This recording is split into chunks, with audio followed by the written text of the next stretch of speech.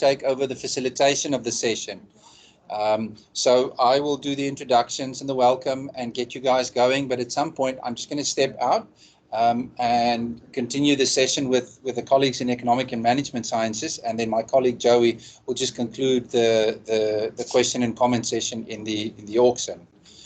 Just so that you guys... I think she must be online because somebody just pressed record. Yes, Joey is online, so okay. she will just take over at some point.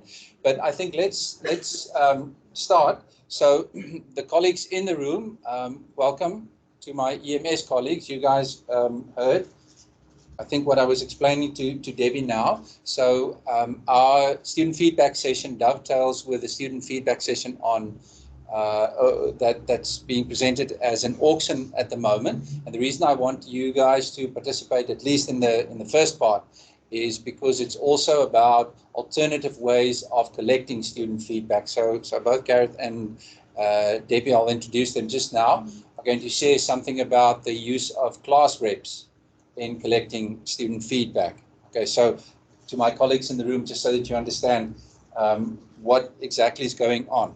Okay, so let's just do the formal stuff first. Welcome to our presenters, Professor Gareth Arnott from Chemistry and Polymer Sciences, and Professor Debby Blaine from Mechanical and Mechatronic Engineering. Debbie, is that correct? Yes. Yeah. We invited them to share their own experiences of student feedback, specifically of one alternative way of collecting student feedback, which, as I said to you just now, is through the use of student or class representatives. So welcome to them. Also, welcome to all the participants. I can see some of them. In particular, I see Professor Ramjugganath has joined us, our DVC. So Professor Ramjugganath, a special word of welcome to you this afternoon. Colleagues, so the Auxin that we're doing now coincides with a process of renewing student feedback at Stellenbosch University. That includes both the adoption of a new student feedback system, as well as trying to shift our thinking about the purposes of student feedback. Right? So we're not just looking at adopting a new system so that we can do what we do in a more efficient way. We're adopting a new system, and along with that, trying to do what we do in a very different way to what we've done in the past. And so the Auxin is part of that process of culture change. We're going to run this Auxin and the next two Auxins as a series on student feedback. So the one today is an alternative ways of collecting feedback. The next one, Joey will mention this at the end, is about how can we respond to student feedback. But Joey will say more about that towards the end. We asked Professor Arnott and Gareth, sorry, is it Arnott or is it a silent T? The first T is silent, but not the second one. Okay, so we asked Professor Arnott and Professor Blaine to share specifically how in their environments they use class representatives to collect feedback. So in chemistry, it's done, and Gareth will correct me if I'm wrong, at the level of individual modules, whereas in engineering, what Debbie will be sharing is that it's done at departmental level. So we're trying not to duplicate. What we're saying is they both have different perspectives because of the level at which the instrument functions. In particular, we asked them to do four things for us. The first one is to just give you a description of what they do. The second is to share with you why they decided on the practice. So what's the reasoning behind this, as opposed to maybe the more traditional ways of collecting feedback. Third thing we asked is that they share in their experience how well this practice of collecting feedback through class representatives work. And fourthly, to make some comments about what anybody who wants to try and replicate this in their own environment should maybe be on the lookout for. And I think with that, Gareth and Debbie, I'm not going to say too much more. I'll hand over straight to you. So we'll give each presenter 10 to 12 minutes and then go straight over to the next presenter. And once both of them are done, there'll be, for our online colleagues, a question and answer session. Okay, Gareth, over to you. Thanks. Thanks very much, Kat.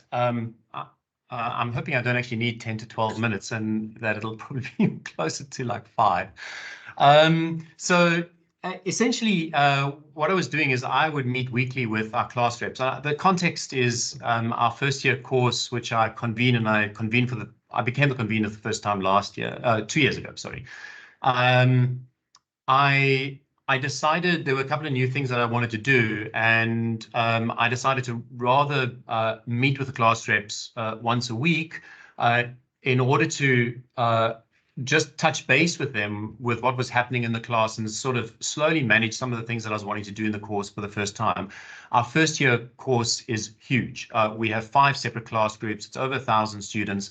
I actually gave a 6th class representative just to the repeat students because they represented close to 200 students. So for me, it just felt like it was important to let them have a voice as well, that cohort.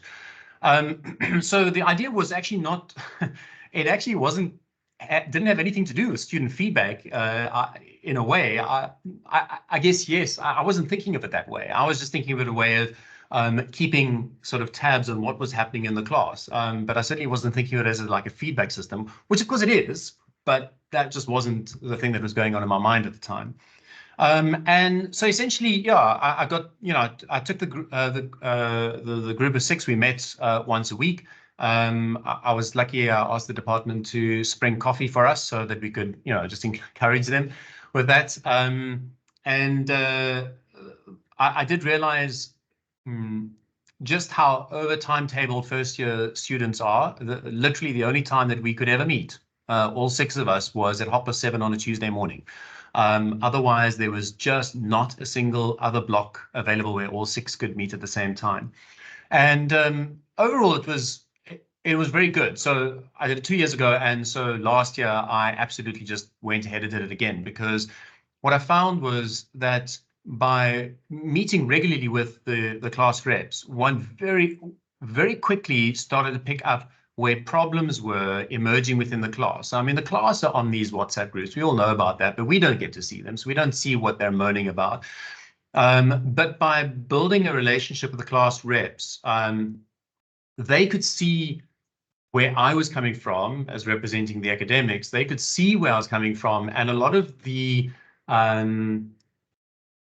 stories that build up in their heads, those stories that are really false narratives, which the students build up. They think, we're against them, and we're, it's this war between us as lecturers and them as the students. You could kind of put those things to bed, and the class reps themselves could go back to their constituents and explain, no, this is fair. When, you have been told this must happen and you don't do it, this is the way everyone is being treated, and it's totally fair. It's not an unfair thing. And from that, it just helped us kind of navigate that class. So yeah, I mean, that's what we've done. It only has been in the one chemistry course. It's not departmental wide. It was a weekly meeting. And my second year course now, for the first time, I'm meeting with the class reps more regularly, but this is the first time that we're having 2 because we have I've paused for some reason. Can everyone hear me? Yes.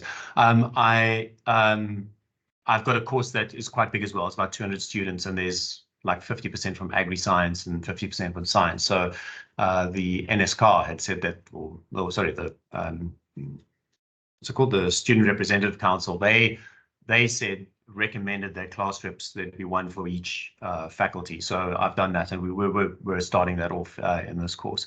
So that's yeah, pretty much what we did.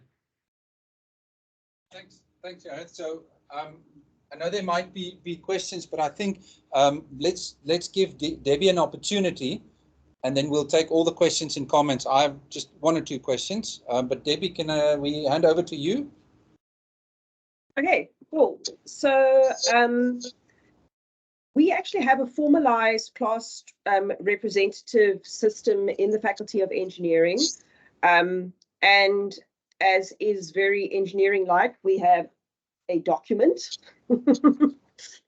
that very explicitly indicates what the roles of the class representatives are, what the chain of command is, what the goal of the class representative system is, and then we also have a section in that document that says what their roles are not. So that's one thing, is that it's a formalized system, and the Engineering Student Council runs the election campaign for each of the different groups. So this would be for each of the disciplines or each of the degree programs. I think it's easier in engineering because, you know, somebody who is studying mechanical engineering, they don't choose their subjects. It's set out by the program. They know what all the subjects are: first year, second year, third year, and then their fourth and final year. And for each year group, we have 2 class representatives. I don't know whether it's certainly not in the document that there should be a male and female class representative, but typically that is how it turns out. In the first and second year groups, because we have English groups and Afrikaans lecture groups, then there are also class reps for the individual Afrikaans group and the individual English groups. But from third year onwards, all the students are in the same group together. Yeah, so that's the structure. Maybe the main roles of the class representatives is to obtain input from the students, so they are a representative of their class group, to act as a spokesperson for the students, and then to act as a link between the students and the lecturers and the department and the faculty, and give that feedback to the students. And then if there are activities with this Engineering Student Council, to do that, and to act as a group to support each other, and any kind of other duties. But I mean, the focus today is on the feedback system. So the class reps, if there is a general matter of concern, then they can go directly to the lecturer of that module and say, you know, the class is unhappy about this, or they would like this, or can we do this, or whatever, and represent the class. So that is open to them. I mean, individual students can also approach the lecturer, but typically if there is a class-wide request, then it comes through the class representative. So all of these classes now, I mean, this document was made in 2016, and I mean, there was WhatsApp then, but now the WhatsApp groups for each class group are a lot more prevalent. So very often, if something's coming up again and again and again on the WhatsApp group, then the class rep will come and talk to the lecturer after the class and say, oh, everybody's struggling with this aspect of the project and we want to request an extension of the deadline, or the slides for this class that are on Sunlearn aren't very clear, or that kind of thing. So so that's the one level. And then the other thing is that the heads of department, they schedule meetings with the student representatives, I think once a semester or once a term, one of the two. And it's up to them how they schedule it. Some of the departments schedule it with all of the year groups in one meeting with them. Others schedule individual meetings with the class reps from the second year group, from the third year group, and so on.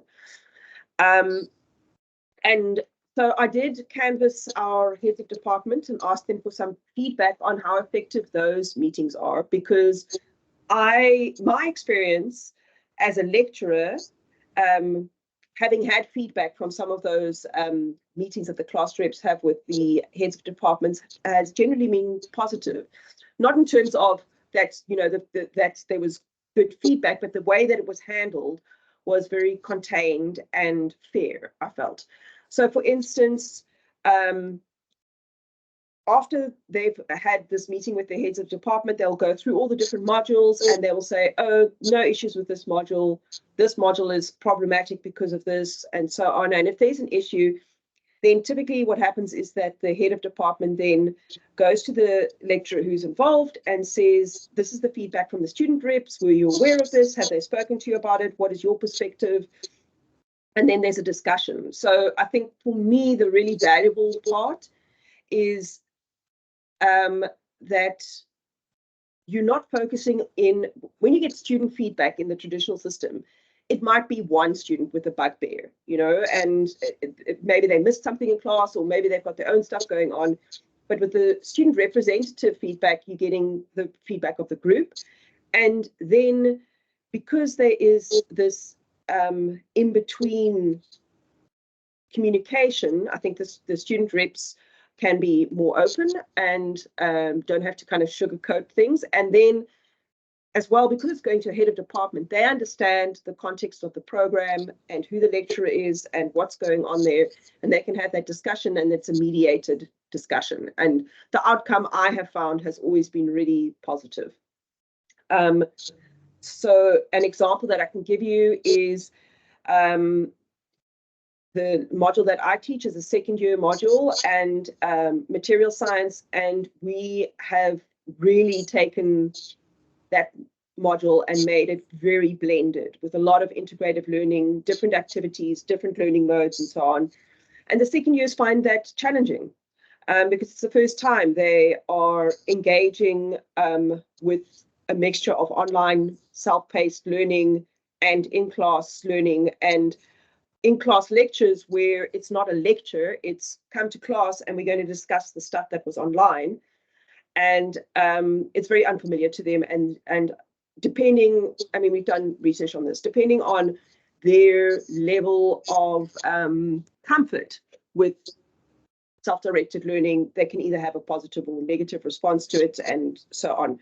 But so when we got this feedback that there's a lot of students complaining about this model, of the way that you're presenting the module, and that's what the student rep came back with, and they want more in-class traditional lectures, then that gave me the opportunity to feedback to the class as a whole, because the feedback then goes back to the student representative and they can give that back to the class to say, I understand that it's, and I have said this to the class obviously as well in the class too, but just that the head of department will understand why there is this pushback, and from a pedagogical perspective, and to say it is unfamiliar, but we've explained to them that they are leveling up with NQF levels, and the level of insight that they have to have, and the level of independent learning that they have to have. And you can just basically explain the pedagogy behind your learning approach. And so that was a positive experience for me, where instead of just having to feel like, oh, I don't want to do this activity, it's overwhelming, you can actually have a proper conversation about it with the students. Some of the heads of departments meet with the different year groups together, and what they have said is it is somewhat useful when you've got different year groups in the same meeting, because a lot of these meetings are about managing students' expectations, and especially with this leveling up, you know, from first year to second year to third year, where second year students are kind of expecting the delivery to be in the same mode as what it was in first year, and so on. And then you can tell them as a lecturer, look, you're not first year anymore, you're now second year, or you're now third year, and this has to, you know, you have to level up. But it's very different when a lecturer is telling you that as a student, and when there's another third year student in the class, in the meeting, saying, yeah, it's overwhelming now, but once you get to third year, then you'll be used to it, and it's not that bad. So that normalization of the discomfort as you progress through university, I think it's really useful for the students to hear. The one thing that I did ask is whether they ever get positive feedback and feed that back to the lecturers, because it's usually just the problematic areas or the confusing areas that are mentioned. So one of the things that came back from those meetings was that there is really positive feedback. It's usually people are focusing on the issues. So that, I think, is something that we could maybe look at, is asking the student reps to also highlight what's really working, because that would also be really helpful information for the lecturers. Yeah, I don't know what else there is there. I mean, I think the fact that it's a formalized process, that we have a document, that there's the roles and responsibilities, that people know that there's going to be a meeting with the head of department, that there is a history of the issues being addressed in a responsible, responsive, and equitable manner, all just feeds into it being what I see as an effective process. Okay, thanks, Debbie. So at this point, Joey, I'm going to ask you if you will continue the facilitation of this discussion, because I want to get to my EMS colleagues. The one thing I want to point out, both in the room and to the colleagues online, is, and you'll have heard me say this a lot in the last year or so, you don't even have to read between the lines to understand that this process, what Debbie and Gareth are talking about, is about enhancing student learning, not about evaluating an academic, not about rating an academic or a course. It's a process that feeds into a different kind of purpose, and to me, that's quite important. Okay, Gareth. So, Gareth, yes.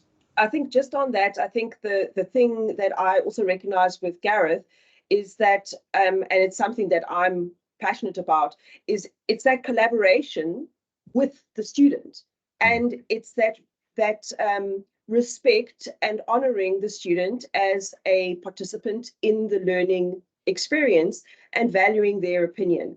And just that aspect allows the student to show up in a responsible manner. And they do. I mean, I don't know, Gareth, what your experience, but my experience is they take that responsibility sincerely, and they are cautious about bringing frivolous complaints to the fore. Yeah. 100%, yeah. Okay, Joey, are you ready? So you are welcome to take comments or questions from the colleagues online. I'm pretty sure I'm not going to collapse the whole meeting when we leave. If I do, just give me a shout, Joey. Otherwise, to the colleagues online, thank you so much. And if you have any questions, the online colleagues, about student feedback, give me a shout, and we will see what we can do. Thanks, Debbie and Gareth, and goodbye for now. Bye. Thanks, Gareth. Thanks, Gareth. Thank you so much, Prof. Arno and Blaine. I think that was a very insightful and interesting presentation on both sides. Yeah, I think both presentations this afternoon have brought to light not only how important the student feedback is, but also alternate and successful ways, if I may add, of collecting student feedback, which serves different purposes. And so with that being said, I think I would like to open up the floor now for any questions. You may either post your questions in the chat, or you can unmute yourself and pose your questions to whichever presenter. And also, I think we're Debbie and Gareth, right? Yeah. Debby and Gareth, there we go. Yeah. Yes, Dr. Farmer. Hi, Debbie and Gareth.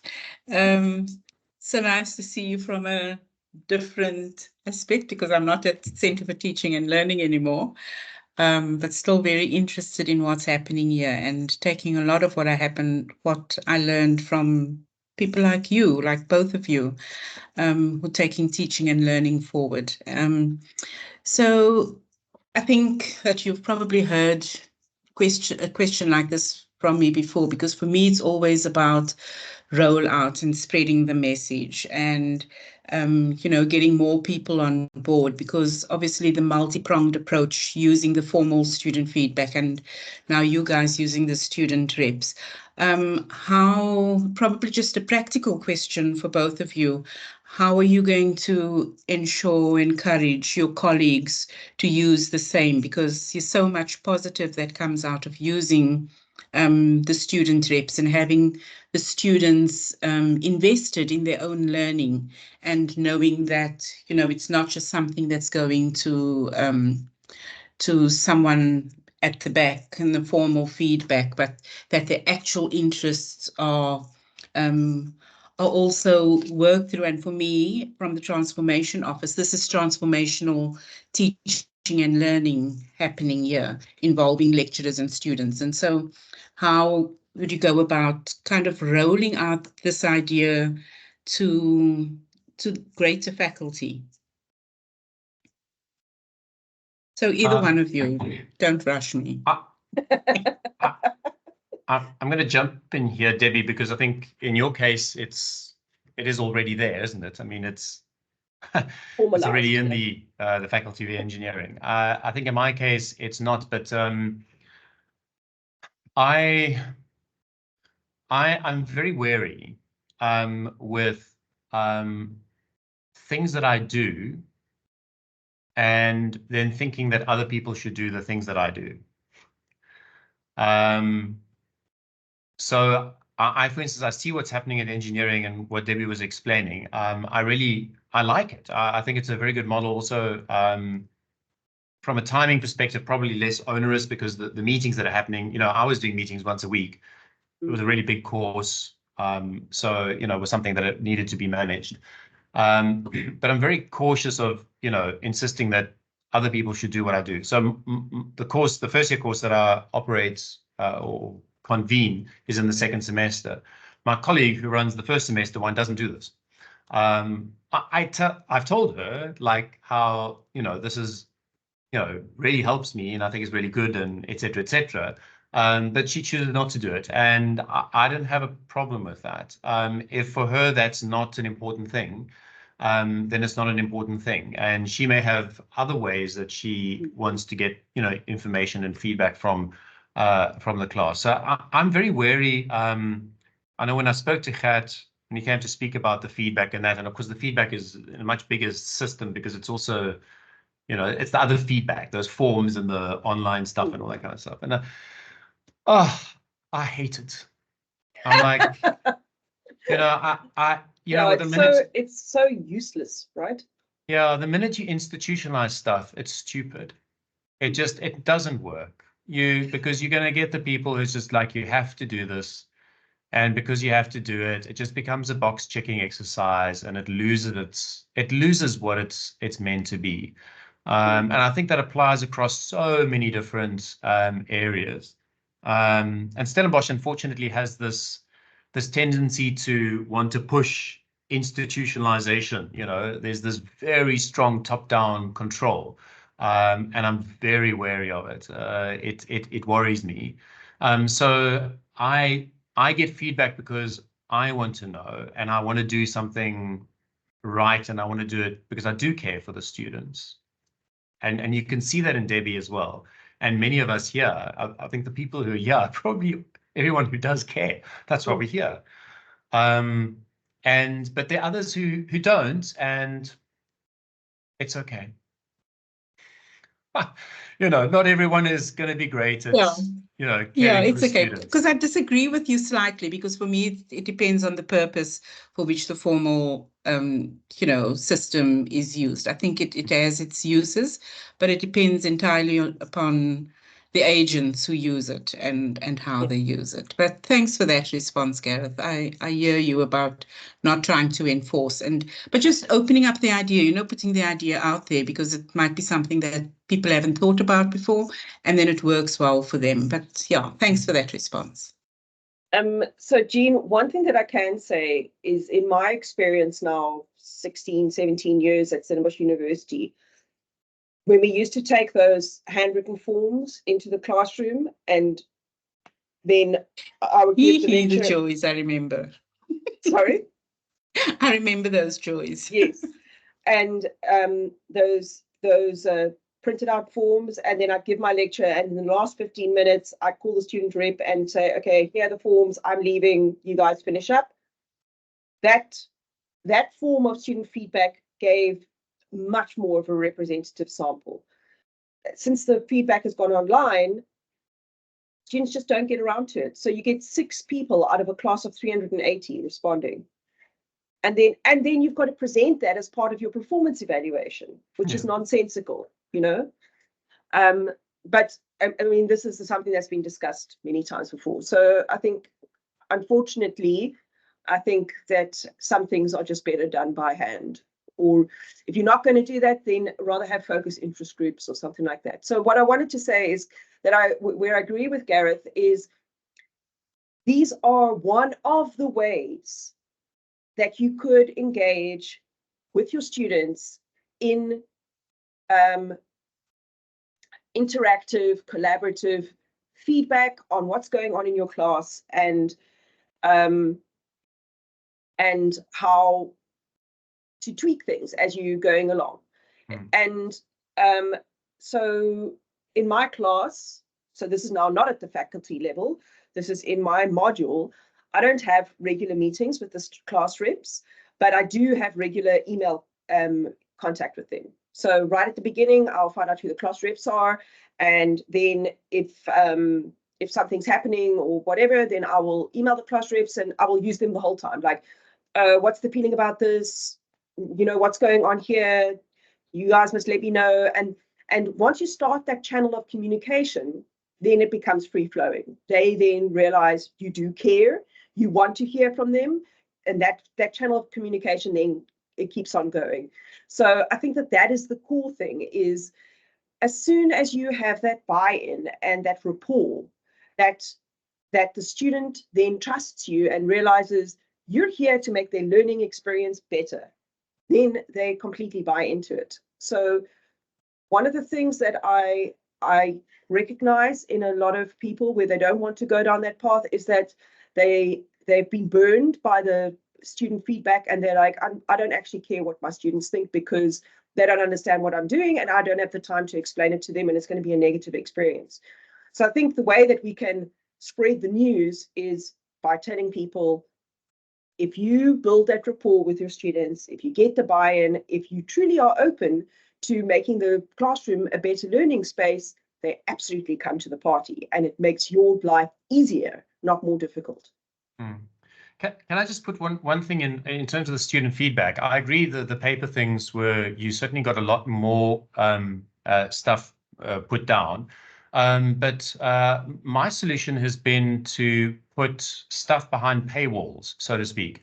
So what I do is I run my student feedback through Sunlearn because I put a carrot out and I say, if you answer this feedback, you will then get access to more past papers, you know, that you can work from. So I give them something. I give them like one or, you know, a paper or something like that from the year before. But if you want the past stuff, you answer the student feedback. And then what I do is I have those stupid Likert scales and whatever. Those are compulsory. So you've got to go and click, click, click. But those are meaningless. We all know those are meaningless. But then what I do is I have questions which are completely voluntary. So you don't have to write something there to do the feedback. It's, you know, there's space for them to write, and I have questions. And what I find is that the majority, because that's what I want that text. I want that those words. Yeah. Incredible. I mean, I have like 60% plus, you know, a class of 1,000 students, of written answers to things which are not compulsory. And I can take that and stick it into ChatGPT and it can tell me what they're saying. But I mean, it's just, you know, for me, you know, I know Chat has a bit of a problem with putting stuff behind a paywall because it's that whole kind of like when people are, you know, they think they have to be nice or whatever. But yeah, I don't see it. I see the comments are all very, you know, similar ones that are coming up, and I'm getting a lot, and there's something there. I forget about the scales. I don't care about that, but that text is useful. Yeah, so another thing that we've done is, but this is only because we were doing a Finlo project on it. And so we had the funds to have focus interest groups with the students to discuss various activities in the class. How did you find this? How was it doing the peer assessment? What were people saying to each other in the class? And that kind of thing. So I think that, yeah, but finding ways to have conversations with the students, whether it's a reflective comment, whether it's a focus interest group, whether it's chats via email or over coffee with student reps, but engaging in discussion instead of tick box exercises is what actually brings valuable student feedback. But then what happens when you have a lecturer who the students don't find accessible? You know, I mean, the reason why it's working for you and for me is because students don't mind talking to us. Mm. So Yeah. I don't know. Yeah, I don't know what the thoughts are there. Mm. And I don't know whether it's necessary to get feedback on every single module, you know? I mean, if the lecturer doesn't want to incorporate that, I don't know. Do they have to? Who's going to do it for them? I think that's the other thing is, you know, time. So you're willing to meet with them at 7:30 and have a coffee and chat with them. You know, other people may not be willing to do that. And if they're not willing to do it, is there someone else who could be doing that? Mm. Yeah. Ian, did you had your hand up? Would you like to offer a response? No, I meant to react, not raise my hand. Thanks, Joey. Thanks both Debbie and Gareth for those responses and the discussion. Very interesting. All right. Are there any further questions from the audience? I think while we're waiting, there's a message in the chat from Adnor. The response rate from the electronic format has been a challenge in our division as well. I'm not directly responsible for this, but this is correct. I also think students are often greatly overwhelmed with all the electronic activity that completing the formal computerized feedback is. And the last thing is that sorry, I'm losing my words today. And the last thing that they want to do, and because it is submissions anonymous and they just therefore don't want to complete it. I believe in providing context to my students. Yeah. Adna, would you like to Hi there. Yes. Thank you for the opportunity. Now, I would just like to confirm that at physiotherapy, we have, in the Faculty of Medicine and Health Sciences, we also have a fairly structured mentoring program, and that is linked to our class representative. So I'm year coordinator for the second years, and second year is often the most challenging year in most programs. And I know exactly now, after doing it for a couple of years, that my students will get tired at some point, and the complaints will come in, and it will become, it's not necessarily a massive issue, but at that moment in time, it feels like a big thing. But then I have class meetings with them. Our classes are fortunately, in physio specifically, our classes are much smaller. So I'm talking, give or take 60 students, which the other faculties or the other departments don't. They've got much bigger classes. So it is it's not a nice experience for for a lecturer, because I tend to be as neutral as possible in those class meetings, because I'm providing an ear at that stage. So I'm sitting there and I'm listening to them and saying, I take note of what you're saying, because whatever I say at that stage will be seen as a defense or just an answer or something. I know I frustrate some of them, but it is about listening to them and then taking, summarizing the information that they've given me and making work of something. Some of those things I can't change, and that is also important, where I will say, look, as a division, we have to function within a department, within a faculty, within a greater university. There are things that we are allowed to do, and there are things that we're not allowed to do. The things that we can do, this is what I will try and change.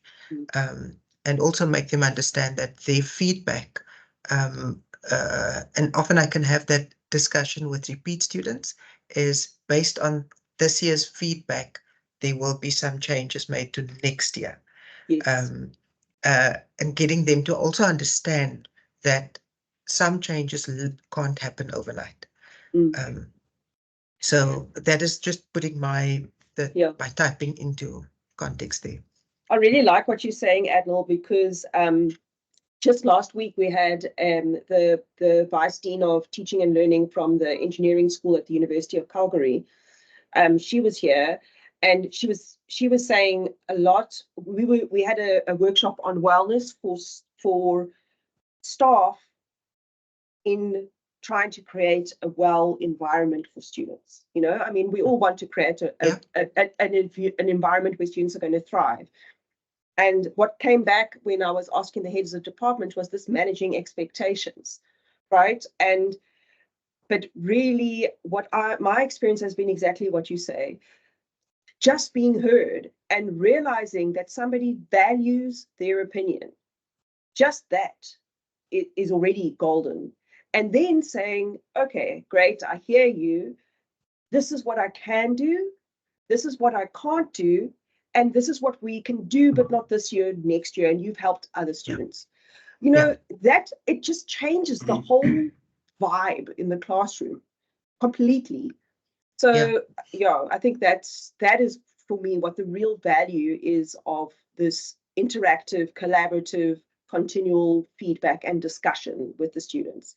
And you can frame it as this is preparing you for your professional skills. You know, you're going to have to be in an environment where you talk to your superior, give them feedback, negotiate space going forward. Some of your views are going to be valued, others are going to be told, sorry, we can't do anything about that.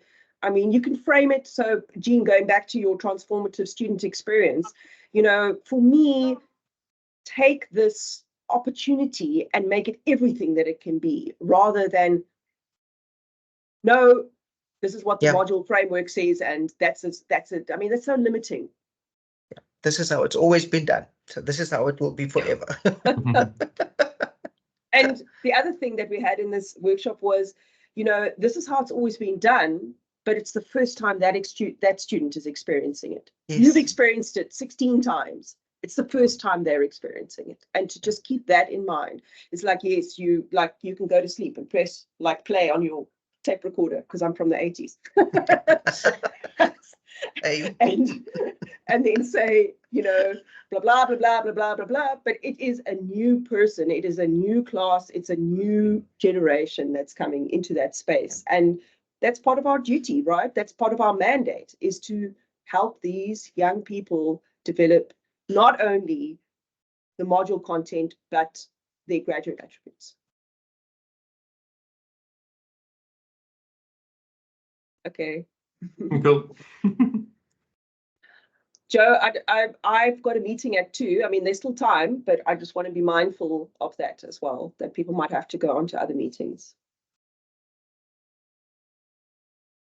Questions? I actually just thought of another form of student feedback that also came from the class reps. So it was during COVID, but it was 2021. So we were kind of, you know, 2 steps forward, 5 steps back the whole time. And we were in the classroom, and one of the class reps came up to ask me a question about a project that they were doing. But I could see from his body language and everything that this person was not okay.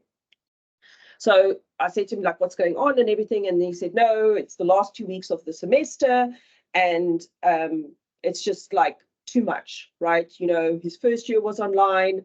Now they're back in the classroom, but then they're not. And there's so many projects and so many competing deadlines, and they just feel completely overwhelmed, the class and everything. So then I said to him, okay, well, you know, what can I do to help? Can we extend the deadline? Can we change the deadline? What do we need to do? And so he was like, I don't know. I'm completely overwhelmed. So I said, okay, I'm going to tell you what to do. You go home and you ask the class to draw up a schedule of all of the different activities that you need to do over the next 2 weeks. Every single TUT test, mini quiz on Sunlearn, whatever, and all the big projects and everything for all of your courses. Write it all out and then bring it to me. And then I can then look and see whether we can negotiate some deadline and some wiggle room with some of the other lecturers, because that's, you know, from power positions, I have more authority than you to go and ask for that. So he said, okay, he's going to go and do that. And he went back and he did that. And when he came back the next day, he said, well, actually, now that we all as a class sat down and wrote it all out, it's doable. It's just we were feeling overwhelmed and we didn't have the space, right? And so engaging with your students and helping them see the wood for the trees is part of student feedback. Yeah, I know. It's very important to, I think as lecturers, we are very similar to students in that way, where we're always looking for the tips and the tricks on how to always improve. So yeah, that is very insightful. Thank you, Debbie. Are there any other questions? Arnott in the chat says he feels like he still gets PTSD if he thinks about how we had to operate during 2020 and 2021. It's all about clear communication and coming to grips with discomfort, being okay. All right. So if there are no further questions, I think I'm going to bring this Auxin session to a close, considering that everyone may be needing to move on to another meeting. Thank you once more to both our presenters, Gareth and Debbie, as well as to all the members of the audience. If you would like to continue the discussion outside of the session, I'm sure both Debbie and Gareth will be willing to accommodate that. And if you have any further general questions or pertaining to student feedback, you can contact Gareth. I will put his email in the chat as well just now. And yes, thank you once again, and we hope to see you again at the next Auxin session, which will be held on the 26th of March, where we'll continue the series on student feedback. So today we just ventured into the alternate ways of collecting student feedback, and the session on the 26th will be dedicated to how we can respond to the student feedback.